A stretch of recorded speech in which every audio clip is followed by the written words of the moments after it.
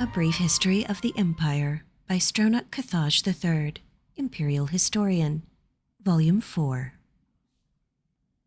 The first book of this series described in brief the first 8 emperors of the Septim dynasty beginning with Tiber I. The second volume described the War of the Red Diamond and the 6 emperors who followed. The third volume described the troubles of the next 3 emperors, the frustrated Uriel IV, the ineffectual Sepphoris II, and the heroic Uriel V. On Uriel V's death across the sea in distant, hostile Akavir, Uriel VI was but 5 years old. In fact, Uriel VI was born only shortly before his father left for Akavir. Uriel V's only other progeny by a morganatic alliance were the twins Morrowind and Eloisa, who had been born a month after Uriel V left. Uriel VI was crowned in the 290th year of the Third Era. The imperial consort, Stronach, as the boy's mother, was given a restricted regency until Uriel VI reached his majority. The Elder Council retained the real power, as they had ever since the days of Catariah I. The council so enjoyed its unlimited and unrestricted freedom to promulgate laws and generate profits that Uriel VI was not given full license to rule until 307, when he was already 22 years old.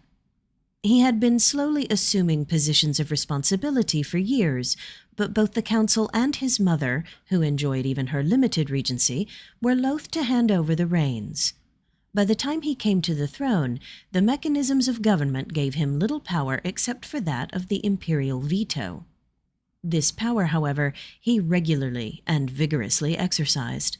By the year 313, Uriel VI could boast with conviction that he truly did rule Tamriel. He utilized defunct spy networks and guard units to bully and coerce the difficult members of the Elder Council. His half-sister Morrowind was, not surprisingly, his staunchest ally, especially after her marriage to Baron Ulfa Gerson of Winterhold brought her considerable wealth and influence. As the sage Ugaridge said, Uriel V conquered Esroniet, but Uriel VI conquered the Elder Council. When Uriel VI fell off a horse and could not be resuscitated by the finest imperial healers, his beloved sister Morrowind took up the imperial tiara. At 25 years of age, she had been described by admittedly self-serving diplomats as the most beautiful creature in all of Tamriel. She was certainly well-learned, vivacious, athletic, and a well-practiced politician. She brought the Archmagister of Skyrim to Imperial City and created the second imperial battle mage since the days of Tiber Septim. Morrowind finished the job her brother had begun and made the imperial province a true government under the Empress and later the Emperor. Outside the imperial province, however, the empire had been slowly disintegrating. Open revolutions and civil wars had raged unchallenged since the days of her grandfather Sepphoris II. Carefully coordinating her counterattacks, Morrowind slowly claimed back her rebellious vassals, always avoiding overextending herself. Though Morrowind's military campaigns were remarkably successful, her deliberate pace often frustrated the council.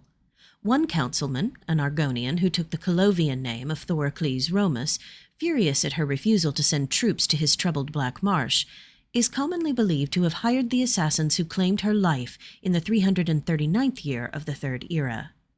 Romus was summarily tried and executed, though he protested his innocence to the last. Morrowind had no surviving children, and Eloisa had died of a fever 4 years before. Eloisa's 25-year-old son Pelagius was thus crowned Pelagius IV. Pelagius IV continued his aunt's work, slowly bringing back under his wing the radical and refractory kingdoms, duchies, and baronies of the empire. He exercised Morrowind's poise and circumspect pace in his endeavors, but alas, he did not attain her success. The kingdoms had been free of constraint for so long that even a benign imperial presence was considered odious. Nevertheless, when Pelagius died after a notably stable and prosperous 29-year reign, Tamriel was closer to unity than it had been since the days of Uriel I.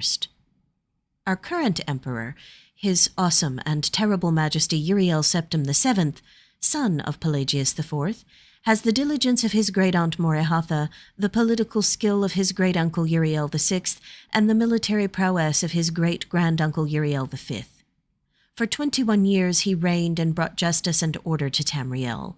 In the 389th year of the Third Era, however, his imperial battle mage Yegar Tharn betrayed him. Uriel VII was imprisoned in a dimension of Tharn's creation, and Tharn used his sorcery of illusion to assume the Emperor's aspect. For the next 10 years, Tharn abused imperial privilege but did not continue Uriel VII's schedule of reconquest. It is not yet entirely known what Tharn's goals and personal accomplishments were during the 10 years he masqueraded as his liege lord. In the year 399, an enigmatic champion defeated the battle mage in the dungeons of the Imperial Palace and freed Uriel VII from his other-dimensional jail. Since his emancipation, Uriel VII has worked diligently to renew the battles that would reunite Tamriel.